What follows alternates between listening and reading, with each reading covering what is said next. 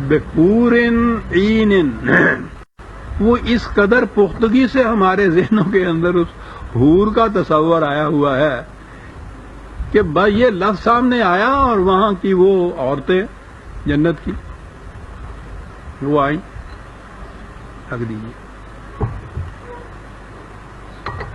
سنیے یہ دونوں لفظ قرآن میں متعدد مقامات پہ آتے ہیں اسی طرح سے حور اور عین.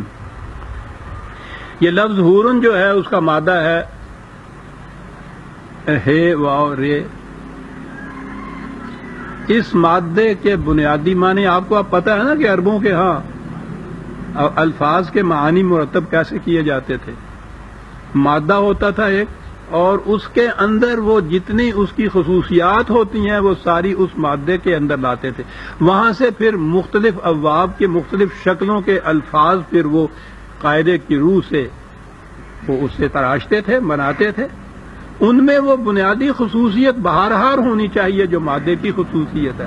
عجیب سائنٹیفک لینگویج ہے یہ.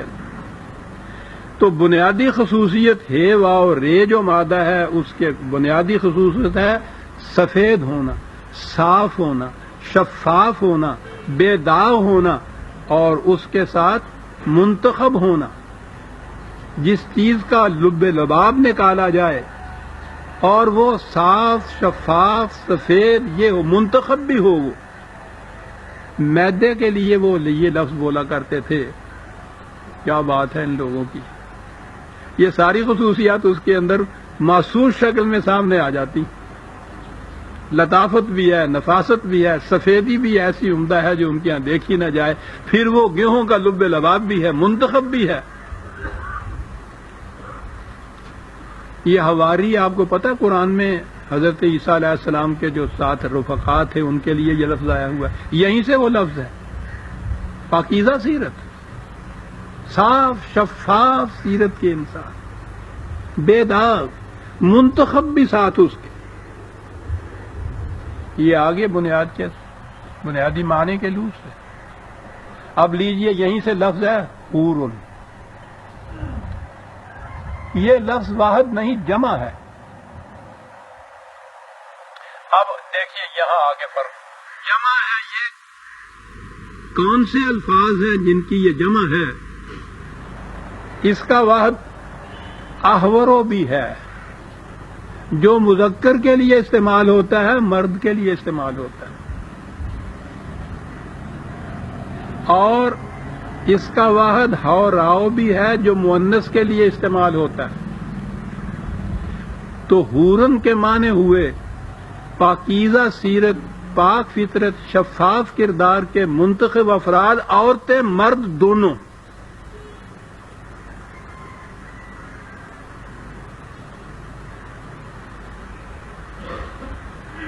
عربی زبان کے اعتبار سے یہ معنی اس کے. اب زوجناہم کی بات بھی سمجھ میں آ گئی. ایک ایسا معاشرہ، ایک ایسی امت، ایسی گروہ، ایسی جماعت جنت کی، مرد عورت دونوں پر مشتمل، اور دونوں کی خصوصیت یہ کہ صاف شفاف بلور جیسی، سفید میدے جیسی منتخب خصوصیات کی حامل افراد کی جماعت جو عورتوں اور مردوں دونوں پر مشتمل ہے.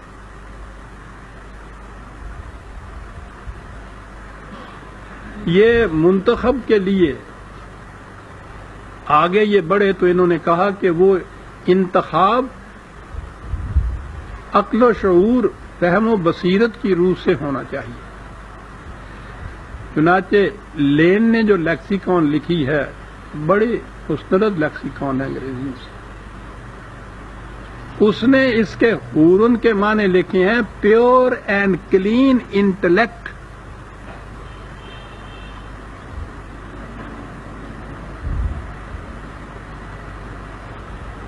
صاف شفاف عقل،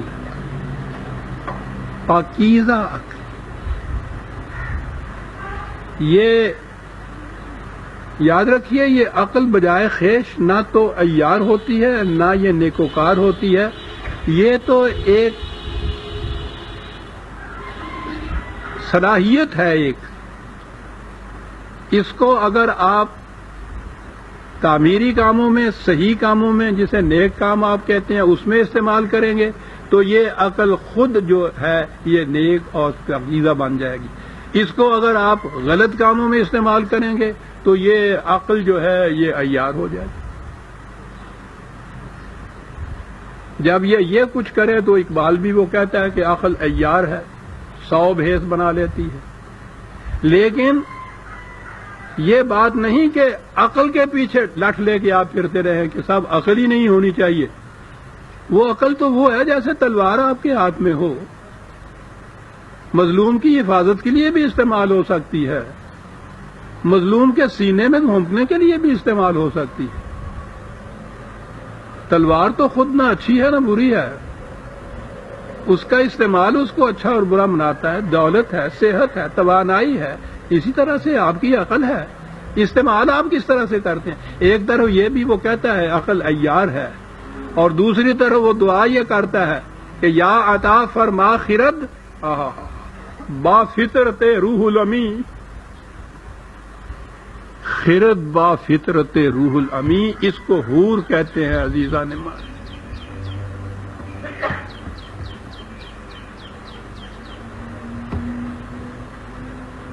پیور اینڈ کلین انٹلیکٹ۔